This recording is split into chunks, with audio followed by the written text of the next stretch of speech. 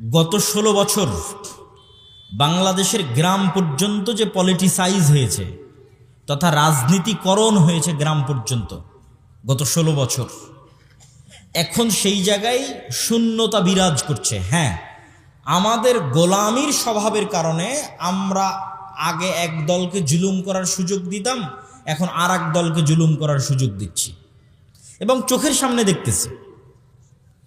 আমাদেরই আশেপাশের এক জায়গায় একজন ব্যক্তি ব্যবসায়ী বিশাল পুকুর খনন করে নতুন করে মাছ আবাদ করবে। তো একটা নির্দিষ্ট রাজনৈতিক দলের নেতারা চাঁদা নেওয়ার জন্য পুকুরের কাজ বন্ধ রেখে দিয়েছে, যে এত টাকা চাঁদা দেন, দিয়ে তারপরে পুকুরের কাজ করেন। কেউ কথা বলার নাই, কেউ বাধা দেওয়ার নাই। তাহলে আমরা নিজেরা মাজলুম হওয়ার রাস্তা, যেমন গত ১৬ বছর এক দলের হাতে মাজলুম হতাম, আবার আর কারো কাছে যেন মাজলুম হওয়া যায় সেটার রাস্তা আমরা মেনে নিচ্ছি। এটা হচ্ছে গোলামের স্বভাব।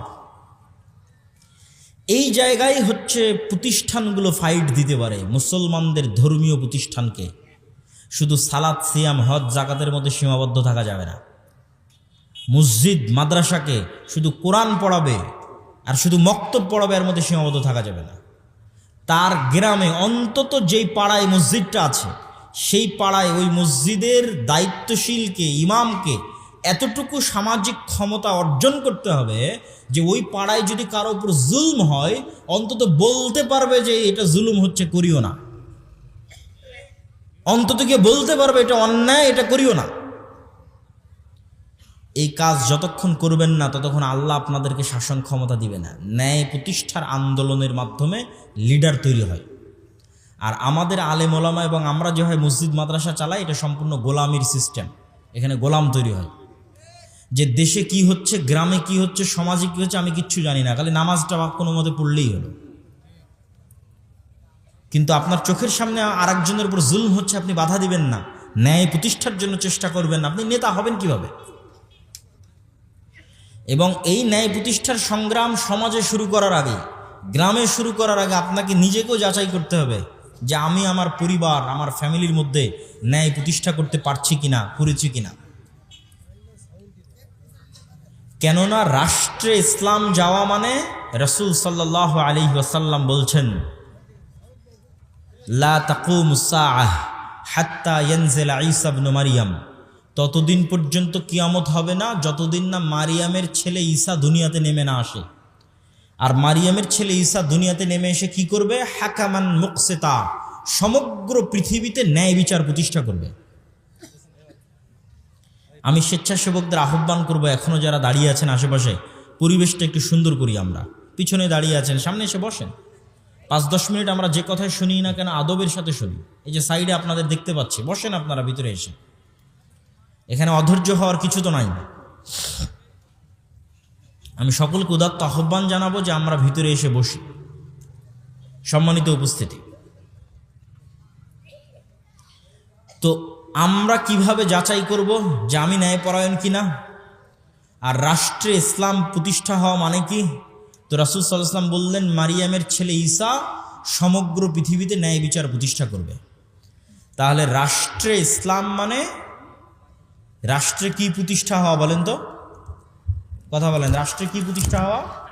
ন্যায় বিচার প্রতিষ্ঠা হওয়া। রাষ্ট্রে ইসলাম প্রতিষ্ঠা হওয়া মানে রাষ্ট্রে ন্যায় বিচার প্রতিষ্ঠা হওয়া। এখন একটা মুসলমান, এটা আল্লাহর নবী ব্র্যান্ডিং করলেন, আমি ব্র্যান্ডিং করিনি। আল্লাহর নবী বলতে পারতেন যে ঈসা আলাইহিস সালাম সারা পৃথিবীর শাসক হবে এবং তিনি সমগ্র পৃথিবীতে পর্দা বাস্তবায়ন করবে, এটা বলেননি। অবশ্যই পর্দা ইসলামী শরীয়তের একটা বড় অনুষঙ্গ, কিন্তু রাষ্ট্রে ইসলামের এটা ব্র্যান্ডিং নয়। তিনি এটাও বলেননি যে রাসূল ঈসা আলাইহিস সালাম সমগ্র পৃথিবীর শাসক হবে এবং সমগ্র পৃথিবীতে সালাত প্রতিষ্ঠা করবে। অবশ্যই সালাত ইসলামের অনেক বড় অনুষঙ্গ, কিন্তু রাষ্ট্রে ইসলামের একমাত্র ব্র্যান্ডিং নয়। রাষ্ট্রে ইসলামের ১ নম্বর ব্র্যান্ডিং ন্যায় বিচার প্রতিষ্ঠা করবে। মানে কোনো মানুষের উপর জুলুম হবে না, জিরো জুলুম,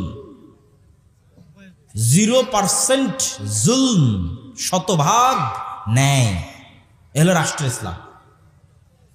এখন মনে করেন আমি আপনি আপনার গ্রামে আপনার বোনকে আপনার বাপের সম্পত্তিতে আপনি ন্যায়ের সাথে ভাগ দেননি, বোনকে ঠকিয়েছেন বাপের জমি ভাগ করার সময়, যেটা কম দামে পানিতে ডুবে থাকে, কম আবাদ হয়, কম ফসল, দূরে, সেটা বোনকে দিয়েছে, অথবা দেনই।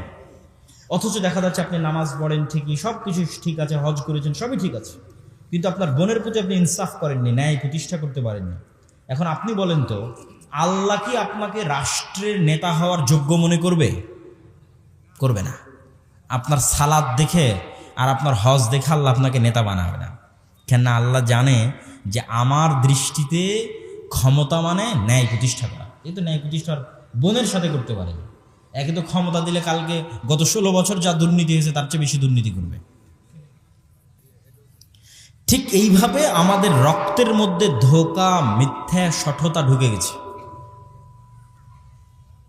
ইউরোপ আমেরিকায় এরকম অসংখ্য মুসলমান আছে যার জন্ম নিবন্ধন কার্ড, যার পাসপোর্ট, যার কি বলে ওর নাম, ওখানে গেছে যে সরকারের থেকে বেনিফিট নিবে, বেনিফিটের আবেদন, প্রবেশ, কাগজপাতি তৈরি, সব কিছু মিথ্যার উপর দাঁড়িয়ে আছে, সব কিছু ফলস, মিথ্যার উপর দাঁড়িয়ে আছে।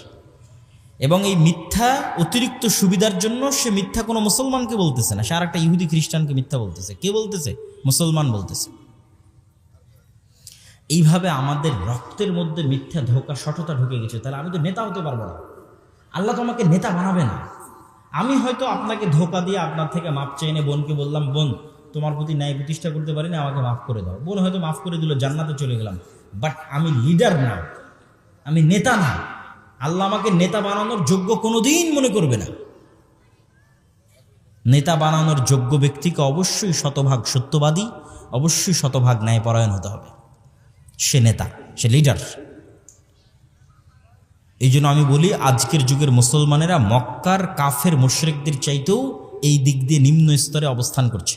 কেননা মক্কার কাফের মুশরিকদের সর্দার আবু সুফিয়ান তার চিরশত্রু মুহাম্মদ সাল্লাল্লাহু আলাইহি ওয়াসাল্লামের নামে জেরুজালেমে বসে বাদশাহ হিরাক্লিয়াসের দরবারে একটা কথাও মিথ্যা বলেনি।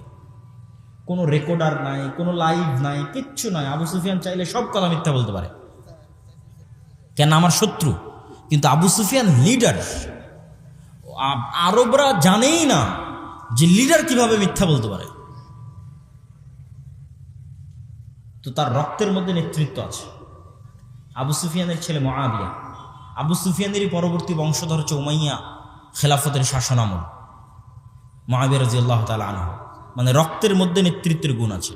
সত্য না বললে, ন্যায় পরায়ণ না হলে নেতা হওয়া যায় না। এই জন্য সকল নবী রাসূলকে আল্লাহ সুবহানাহু ওয়া তাআলা এই গুণের উপর জন্ম দিয়েছে। তা আমাদের এই গুণটা নষ্ট হয়ে গেছে কেন? আমরা দীর্ঘদিন ব্রিটিশদের গোলামি করার কারণে আমাদের এই গুণটা নষ্ট হয়ে গেছে। ঠিক যেমন বানু ইসরাইলেরা ফেরাউনের গোলামি করেছিল, তখন বানু ইসরাইলেরাও ধোঁকাবাজ, মিথ্যুক, প্রতারক, সংকীর্ণ মনা হয়ে গেছে।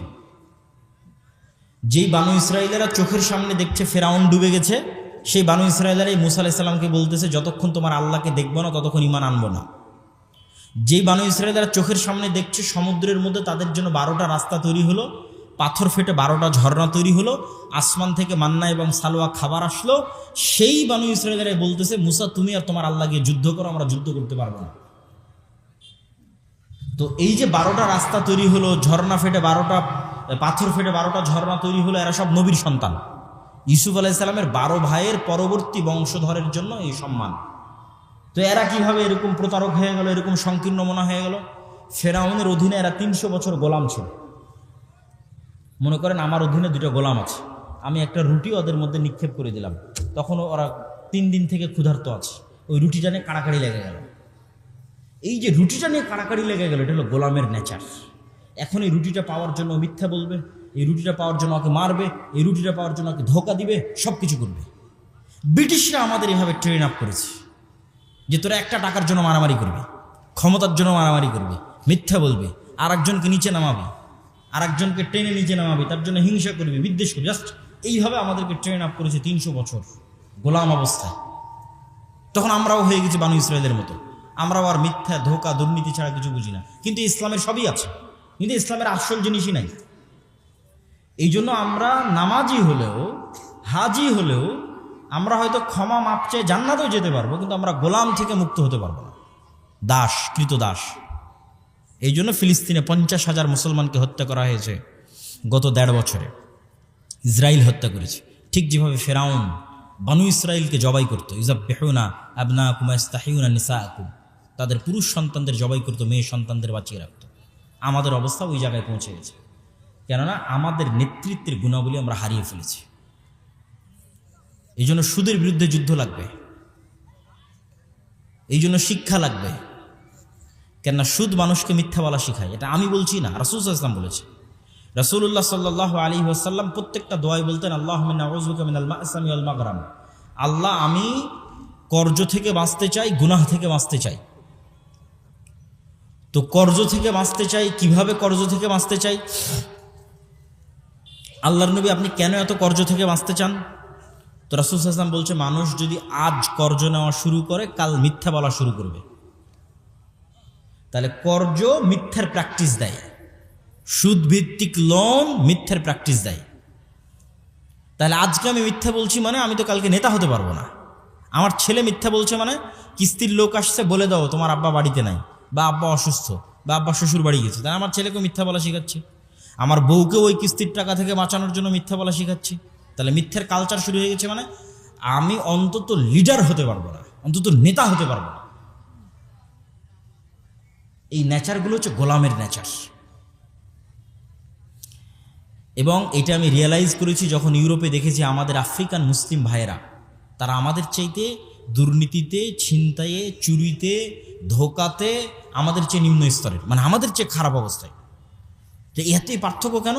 তো ফ্রান্স, ইতালি, স্পেন আমাদের উপর ইংল্যান্ড যা জুলুম করেছে, ফ্রান্স, ইতালি, স্পেন আফ্রিকান মুসলমানদের উপর তার চেয়ে 3 গুণ জুলুম করেছে।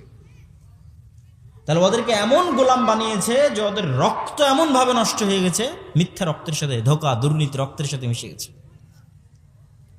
তা আমিও যখন মুসলমানদের স্বভাব দেখি তখন আমি আশ্চর্য হই। এই গত নির্বাচনের সময় রূপগঞ্জে দেখা যায় প্রত্যেকটা মানুষ সব প্রার্থীকে বলছে আপনাকে ভোট দিব, যে তার কাছে টাকা নিয়েছে। মানে প্রত্যেকটা মানুষ মিথ্যা বলতেছে এবং সে মুসলমান দাবি করতেছে। সম্মানিত উপস্থিতি, তাহলে আপনি যদি বলেন আমি রাষ্ট্রে ইসলাম দেখতে চাই, গোড়ায় সংশোধন করতে হবে। রাষ্ট্রে ইসলাম দেখতে চান তো ইসলাম রাষ্ট্রে গেলে তো ন্যায় বিচার লাগবে। তো ন্যায় বিচার প্রতিষ্ঠা করতে পারবে এরকম লোক কই? আপনি বলেন দেশে আলেম ওলামা, মসজিদ, মাদ্রাসা, ইসলামী দলের আমির সংগঠন। আপনি সব জায়গায় যান, মসজিদে যান, মাদ্রাসায় যান, ইসলামী দলের আমির ওমরা সবার কাছে যান, গিয়ে দেখবেন যে সালাত, সিয়াম, হজ, জাকাত সবই ঠিক আছে, কিন্তু মসজিদেও ন্যায় নাই, মাদ্রাসাতেও ন্যায় নাই, ইসলামী দল, ইসলামী সংগঠনও ন্যায় নাই। দেখা যাচ্ছে যেই কর্মী জান প্রাণ দিয়ে কঠোর পরিশ্রম করে ওই সংগঠনের জন্য কাজ করেছে, সংগঠন ওই কর্মীকে বাদ দিয়ে যে চামচামি করেছে ওকে পদ দিয়ে দিয়েছে। তাহলে সে ন্যায় প্রতিষ্ঠা করতে পারলো? পারলো। সে তার নিজের একটা দলে ন্যায় প্রতিষ্ঠা করতে পারেনি, তাহলে আল্লাহ কিভাবে তাকে যোগ্য মনে করবে যে সে রাষ্ট্রে ন্যায় প্রতিষ্ঠা করবে? একই অবস্থা মাদ্রাসা, একই অবস্থা মসজিদে। সুতরাং আমাদের মধ্যে লিডারশিপ নাই। এই জন্য আল্লামা ইকবাল ওই পরিবেশটা বুঝতে পেরেছিলেন। আল্লামা ইকবাল ওই পরিবেশটা বুঝতে পেরে বলেছিলেন, সাবাক ফিরসে পড় সাদাকাত কা, শুজাআত কা, আদালত কা, লিয়া জায়েগা তুঝসে কাম, দুনিয়া কি ইমামত কা। তথা তোমরা মুসলমানেরা তোমাদের মধ্যে নামাজ, সালাত, হজ, জাকাত সব সুন্দর আছে, বা আপনারা যেহেতু আহলে হাদিস আপনাদের আকীদাও বিশুদ্ধ আছে। নাই কি? বলছে তোমরা সত্য বলা জানো না, আজ থেকে সত্য বলা শিখো এবং সত্য বলা শুরু করো, এবং নিজেদের সন্তানদেরকে সত্য বলা শিখাও, কোনো কম্প্রোমাইজ যেন না করে মরা পর্যন্ত সত্যের সাথে। 2 নম্বর কি শিখাও? শুজাআত কা, সাহসিকতা শিখাও, যে সে প্রত্যেকটা অন্যায় অন্তত বাধা দিবে, আল আমরু বিল মারুফ ওয়ান নাহি আনিল মুনকার করবে, সৎ কাজের আদেশ দিবে, অসৎ কাজে বাধা দিবে। কিন্তু মুখ বুজে থাকা যাবে না, অন্যায় হচ্ছে চুপচাপ মেনে নেবেন এটা হবে না, সাহসিকতা থাকতে হবে। মসজিদের এবং মাদ্রাসার, অন্যদের আছে, মসজিদ মাদ্রাসার নাই। আমি এটাই বলতেছি, এইটাই দিয়ে বক্তব্য শুরু করেছিলাম যে মসজিদকে এম্পাওয়ারমেন্ট করতে হবে, মসজিদকে শক্তিশালী করতে হবে, দিনী শিক্ষা প্রতিষ্ঠানকে শক্তিশালী করতে হবে। কোন দিক থেকে শক্তিশালী? বাহিরের এই কাজগুলোতে শক্তিশালী। তারা তো তাদের কাজে ঠিকই আছে, একটা মসজিদের ইমাম তো ঠিকই নামাজ পড়িয়ে দেয়, ঠিকই ইমামতি করে, মুয়াজ্জিনি করে, মাদ্রাসায় কোরআন, হিফজখানায় কোরআন সব ঠিকঠাক হয়, কিন্তু ওর এলাকায় অন্যায় হচ্ছে ওটা দেখেও বাধা দেয় না। আল আমরু বিল মারুফ ওয়ান নাহি আনিল মুনকার। এই জন্য আল্লামা ইকবাল বলছে সাহসিকতা লাগবে, সত্য বলতে জানতে হবে, সাহসী হতে হবে, কোনো ছাড় হবে না। 3 নাম্বার আদালত কা, ন্যায় প্রতিষ্ঠা করা শিখতে হবে। রাসূল সাল্লাল্লাহু আলাইহি ওয়াসাল্লাম ন্যায়ের কথা বলতে বলতে এই পর্যন্ত বলেছেন যে বাপ তার সন্তানদেরকে চুমা দেওয়ার ক্ষেত্রেও যেন ন্যায় প্রতিষ্ঠা করে। 3টে ছেলে আছে, যদি একে একটা চুমা দেয় তো বাকি দুটাকেও যেন একটা একটা করে চুমা দেয়, তাহলে ন্যায় প্রতিষ্ঠা হলো। আর দেখবেন এমনও বাপ আছে যে এক সন্তানকে সব জমি লিখে দিয়েছে, তাহলে এটা হচ্ছে গোলামের নেচার, তাকে আল্লাহ কোনোদিন রাষ্ট্রের দায়িত্ব দেওয়ার যোগ্য মনে করবে না, সে দুর্নীতিবাজ, দুর্নীতিগ্রস্ত। সম্মানিত উপস্থিতি, আল্লামা ইকবাল বলছে সত্য বলা শিখো, সুজাত সাহসিকতা শিখো, আদালত ন্যায় প্রতিষ্ঠা করা শিখো, লিয়া জায়গা তুজসে কাম দুনিয়া কি ইমামত কা। তাহলে আবার আল্লাহ তোমাদেরকে, উনি কোনো দেশের নাম বলেনি, উনি বলছে আবার আল্লাহ তোমাদেরকে গোটা পৃথিবীর নেতা বানিয়ে দিবে। আল্লাহু আকবার।